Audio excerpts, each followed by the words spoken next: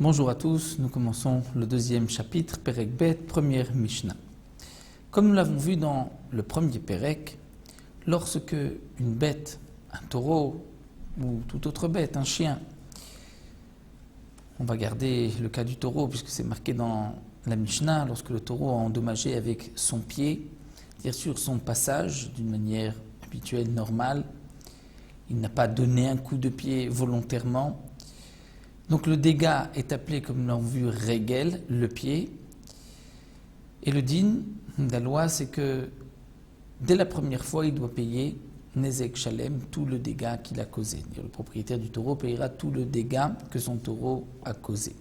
Ce n'est pas comme keren, lorsque le dommage a été causé par la corne, ou par le pied, lorsque le taureau a voulu endommager, où là nous avons vu que les 3 premières fois, cette âme, c'est-à-dire, il est encore simple, c'est la première fois qu'il endommage, donc il ne payera que la moitié du dégât. Et au bout de 3 fois, à la 4e fois, il payera le nezek shalem, le dégât tout entier. Ici, la Mishnah nous dit, donc, ketzad ha-regel, comment le pied mu'edet, dire que la bête est avertie dès la première fois, le propriétaire payera nezek shalem, tout le dégât causé. Dans quelles conditions, dans quel cas? La Mishnah répond, les shaber bederech hilucha, lorsque le taureau a endommagé bederech hilucha sur son chemin. En marchant, il a brisé des ustensiles ou ce qui se trouvait sur son chemin.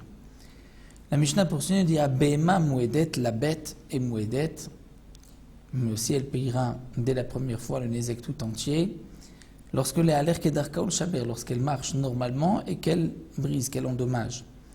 Comme le Barthénora nous explique, au début, Régel, on parle du pied, et Béma, on parle aussi des dérivés, comme nous l'avons vu, les dérivés du pied, c'est-à-dire lorsque la bête a endommagé, si elle avait, par exemple, une selle sur son dos, et que sur son passage, la selle a endommagé, ou bien avec les poils de la bête sur son passage, elle a endommagé, ça c'est donc le deuxième cas, et le propriétaire de la bête devra payer nezek shalem, c'est-à-dire tout le dégât. Haïta meva etet, mais dans le cas où la bête donne un coup de pied, donc c'est un dégât volontaire. Là, on rentre dans la catégorie de keren de la corne, et la bête payera, donc le propriétaire, bien sûr, les 3 premières fois, chatsi nezek, la moitié du dégât, et à la 4e fois, nezek shalem. Ou bien encore, shayut tzrurot menatezim mitachat ragla, c'est-à-dire des cailloux ont giclé de dessous les pieds de la bête, et elle a brisé des ustensiles, donc une bête marche normalement. Sur son passage, elle fait gicler un caillou, ce caillou a ensuite brisé un ustensile. Mais Shalem Khatsinezek, là on ne payera que la moitié du dégât. Pourtant, un dégât causé par des cailloux, c'est ce qu'on appelle tzrurot, c'est régel.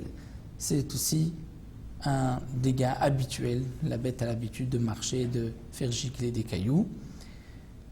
La Gemara nous explique que c'est une halacha les Moshe Sinaï, c'est-à-dire que nous avons reçu par transmission de la bouche de Moshe Rabbeinu, donc Dieu qui a dit à Moshe Rabbeinu au Mont Sinaï, Moshe Rabbeinu nous l'a transmis, que dans ce cas-là, tzrurot, c'est que Khatsinezek, la moitié du dégât. C'est une exception à la règle de régel du pied qui est endommagé.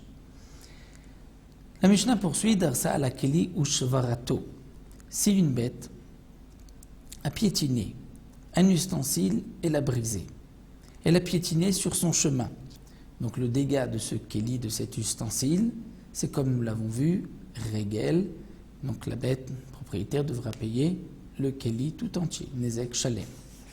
Mais ensuite, venafal al keli ou shvaro. Un morceau de ce premier ustensile qui s'est brisé, a giclé, est tombé sur un autre keli, un autre ustensile, et l'a cassé. Donc le deuxième keli a été cassé c'est comme un caillou qui a giclé dessous la bête, c'est tzrurot. Donc à la rishon, sur le premier keli, Meshalem Nezek Shalem, on payera le dégât tout entier, et à la charon, sur le dernier, le deuxième keli, deuxième ustensile, Meshalem Khatsinezek, on payera la moitié du dégât, c'est tzrurot.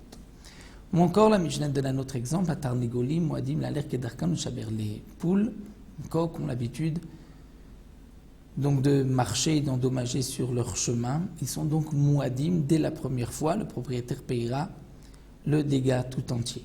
Mais dans le cas, hayat delil kashur beraglav, delil, c'est-à-dire tout ce qui peut être attaché au pied de la poule est appelé delil, ou même d'après certains dli, c'est-à-dire un seau ou autre chose. Ça peut être une boîte de conserve qu'on a attachée au pied d'une poule. Donc le delil était kashur beraglav, et la bête a endommagé avec ce delil, avec donc cet ustensile qui était accroché à son pied. C'est aussi un cas de tsrourot, c'est comme un caillou qui a giclé, et donc on ne payera que la moitié du dégât. Ou encore, si la poule dansait, entre guillemets, et a brisé des kelim, c'est-à-dire qu'en dansant, elle a fait gicler des cailloux qui ont ensuite brisé un keli, là encore, Michem Khatzinezek, on payera la moitié du dégât puisque c'est tsrourot, c'est-à-dire c'est un caillou qui a giclé.